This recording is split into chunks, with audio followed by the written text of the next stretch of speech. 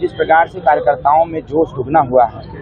ये कहीं न कहीं इस चीज़ को देखने और दिखाने का भी प्रयास कर रहा है कि अब भारी अंतर से चुनाव यहाँ घोसी लोकसभा हम लोग जीतने जा रहे हैं। जनता है, जनता का अपार आशीर्वाद और समर्थन प्राप्त हो रहा है और जो जनता की मंशा है, जिस मंशा को लेकर के जनता यहाँ मतदान करने के लिए कटिबद्ध है, कहीं न कहीं जनता के उस मंशा को भी हम पूरा करने का काम करेंगे, जिससे आने वाले समयों में कोई जातिवाद टिप्पणी न कर पावे, कोई क्षेत्रवाद पर बात न कर पावे। अगर बात हो तो व्यवहारवाद पर बात हो, विकासवाद पर बात हो। आपकी पार्टी ही जाति जनगणना कराने की बात करती है और आप द्वारा है जातिवाद। भारतीय संविधान के अनुसार जो आरक्षण की प्रणाली है, जिन गरीब जातियों को आरक्षण प्राप्त नहीं हो पाया है, कहीं न कहीं उन सभी लोगों को आरक्षण देने के लिए सामाजिक न्याय समिति की रिपोर्ट को लागू करने की आवश्यकता है। हमने सामाजिक बोला है, जाति नहीं, और जातियों के संकलन से ही समाज का निर्माण भी हो जाता है। तो कहीं न कहीं सामाजिक परिवर्तन के लिए सामाजिक, शैक्षणिक, राजनीतिक और आर्थिक दृष्टिकोण से परिवर्तन और उसकी समीक्षा की आवश्यकता है। मेरा मानना ये है कि जिस प्रकार से माननीय ओम प्रकाश राजभर उत्तर प्रदेश की सरकार के सानिध्य में काम कर रहे हैं, पंचायती विभाग, अल्पसंख्यक कल्याण विभाग, कहीं न कहीं जिन मतदाताओं को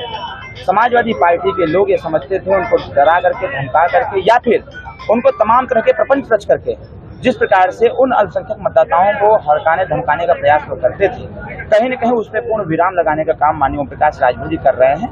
और उनका भरपूर समर्थन भी भारतीय जनता पार्टी के पक्ष में मतदान करने के लिए मिल भी रहा है और सब लोग संकल्पित भाव से भी चुनाव निशान छड़ी का बटन दबाने के लिए तैयार हैं। सामंजस्य बना के लड़ा जाए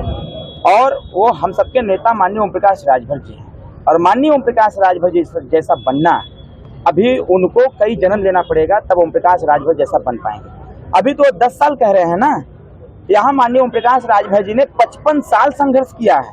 और 55 साल संघर्ष करने के बाद तब यहाँ पहुंचे हुए हैं। हम तो उनको चुनौती देना चाहते हैं। अगर लगता हो उनको